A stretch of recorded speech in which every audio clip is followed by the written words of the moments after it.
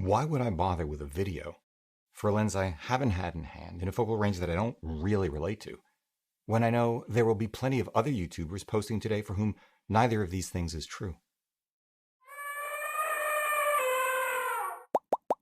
Hey everybody, I'm Hugh Brownstone for Three Blind Men and an Elephant, and today I want to talk about the state of lens design and performance in mid-2020, prompted by this morning's announcement of Sony's 12-24mm f2.8.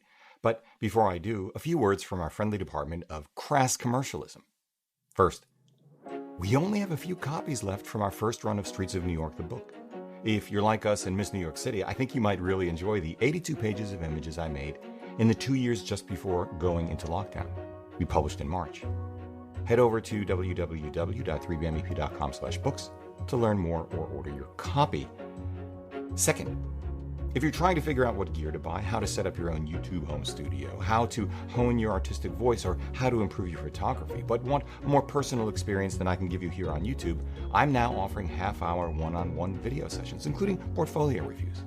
Head over to www.3bmep.com/booking to learn more or schedule a session with me. Finally, as always, if you like what you see here today, please give a thumbs up, subscribe, join the conversation below because it is a wonderful resource. Consider using our no-cost-to-you affiliate links or dropping coffee money via PayPal, both links available in the show notes below. Better yet, consider joining us on Patreon. However you choose to support us, we thank you for it. Okay. By now you've probably seen, or are just about to see, news of Sony's imminently shipping super wide-angle 12-24mm f2.8 zoom, a lens 2 millimeters wider than Nikon's or Sigma's 14-24 2.8s, one full stop faster than Sigma's or Sony's own 12-24 f4s, and one stop faster but 1 millimeter narrower at the low end than Canon's 11-24 f4. You may have heard that its optical performance borders on the staggering. You may have also learned that because of the enormous bulbous front element, just like the Sigma 14-24 2.8 that I do happen to have in-house at the moment, it can only accept gel filters mounted in the rear, is wider and weighs more than the 14-24 Sigma 2.8, and will sell for a cool $3,000. In other words, big, wide, heavy, awkward, expensive, but performant. In fact, Sony's Mark Weir went so far as to say during the press briefing that this lens approaches the optical performance of primes. I'll spare you the nano, this, linear, blah, blah, that, how many elements, and yada, yada groups, not because the engineering isn't impressive, it is, but because none of that really matters to us as image makers. What does matter, at least for some of us, is that in pushing the technical boundaries beyond what has been done before, this lens will almost certainly create opportunities for new ways of shooting, new ways of seeing. Kudos. From what we saw during the live stream, it could be as good as some primes, but I won't know that with certainty until I go hands-on. So actually, I'll be looking at what those of us who have gone hands-on already have to say this morning too. But it is also likely that the lens itself won't matter to most of us either, because a lens of this focal range, this speed, at this price, seems best suited for high-end architecture. Maybe.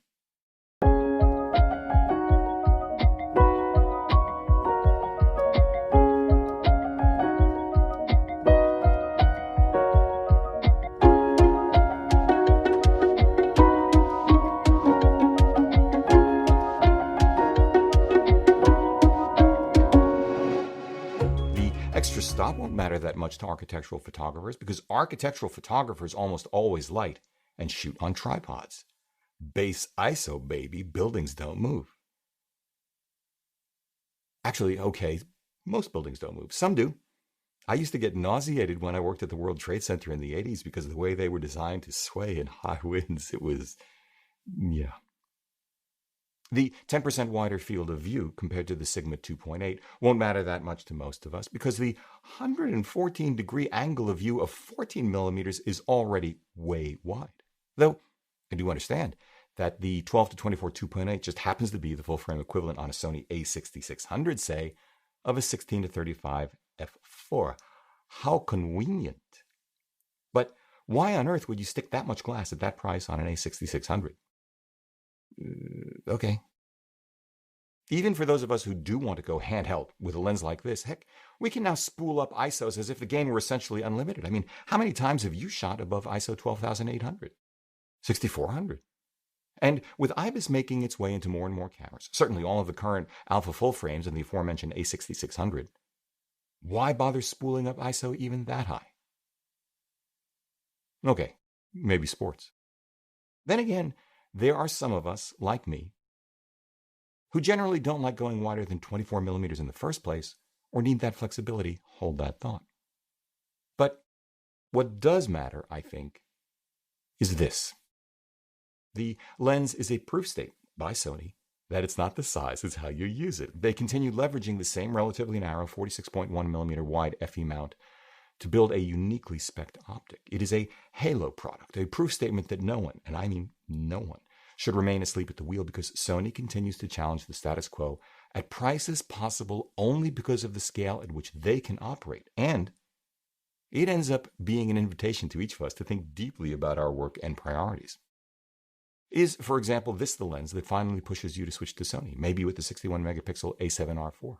I can certainly see that for high-end architecture. I can't think of anything else that would compete at the size, resolution, at price. Medium format, beware. On the other hand, do you really need to go this wide? How often? Do you really need 2.8? How often? Do you really need this sharp? Why? What is the nature of what you're capturing? Where are you showing, viewing, consuming the result? At what distance? Is it worth carrying that weight and bulk? Is it worth the price?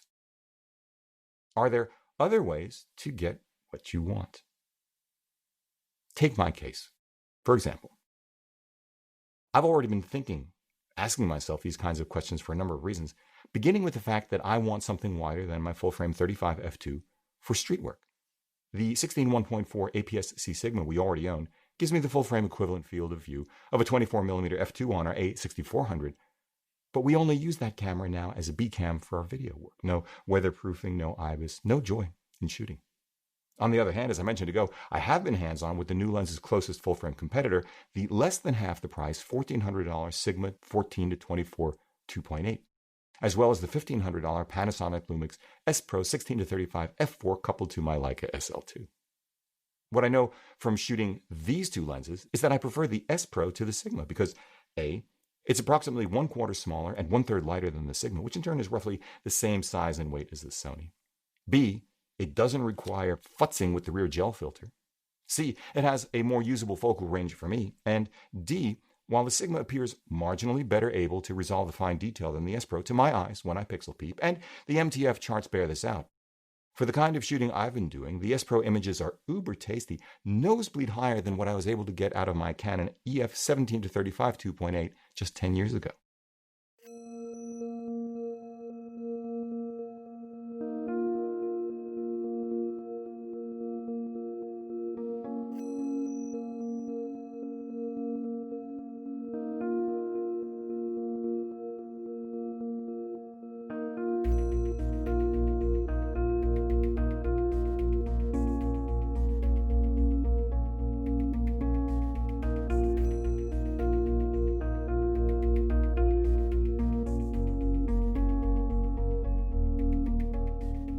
This alone would lead me to believe that a 2mm difference at the wide end for the new Sony wouldn't make me change my mind.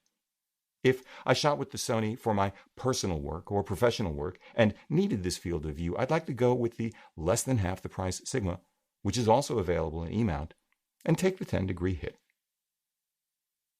And use the difference for plane tickets. If anyone ever lets us back into their countries, but I don't, and who knows when for them. Then again, if I did shoot with full-frame Sony on the street, I'd almost certainly opt for the 24 1.4 G Master instead, because the output is gorgeous. It's less than half the price. It's 2 stops faster. It's 55 grams lighter, 27% smaller, and I would absolutely use that maximum aperture more often than I'd use that 2mm advantage at the wide end I'd almost never go anyway. Then again, you may not be like me. I'm used to being a statistical outlier.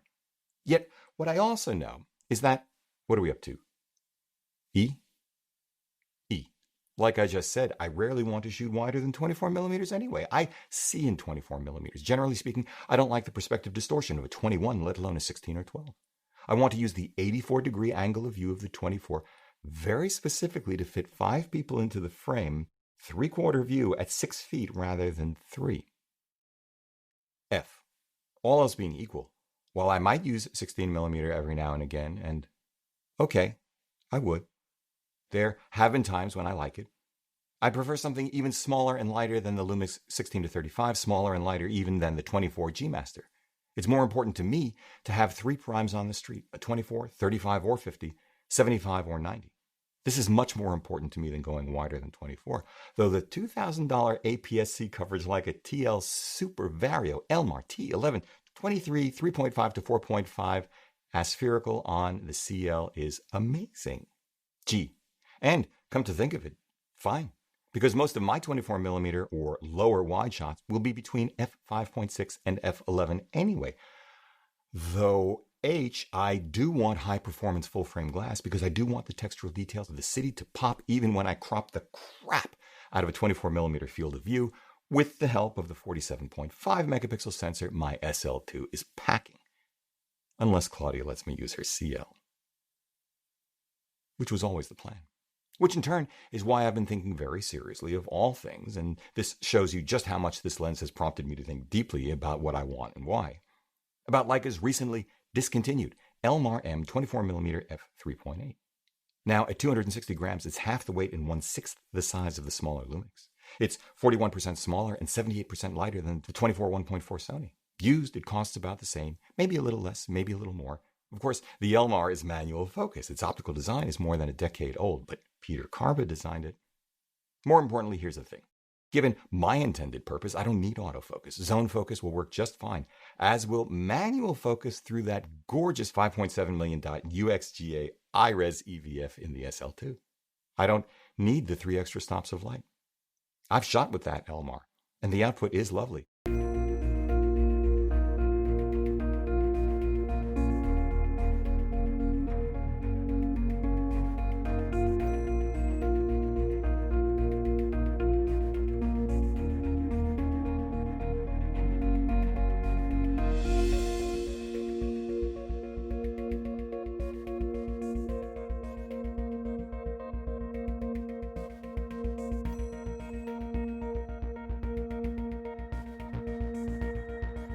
Which is why it might be more practical to think of the S Pro as a 24 and 35mm by Elmar f4, which occasionally gives me 16 if I really want it, and swap out my Apo Summicron 35 for the Apo 50. Yeah, no, I'm never doing that. For now, let's recap this way. As I said at the beginning, Sony's new 12-24 f2.8 is looking like a halo lens. Another data point to remind us that Sony is no longer just about sensors. They've taken a core competence in electronics manufacturing and computer-aided design and applied both to precision optics, and the results have been stunning. Really, Sony, bravo. But with this said, here's the real takeaway for me. In hand or not, while the leviathans of the industry, Canon, Nikon, and now Sony, continue to bloody themselves in mortal combat over an ever smaller patch of real estate, and independent lens companies like Sigma, Tamron, Viltrox, and Samyang are now making lenses often head and shoulders above what the big boys were giving us 30 years ago at significantly lower prices, we mere mortals ought to be asking ourselves this. What do we want? What do we need? Rather than asking ourselves, what do we want that the manufacturers want to give us? This is what happens when I can't go out and shoot in New York.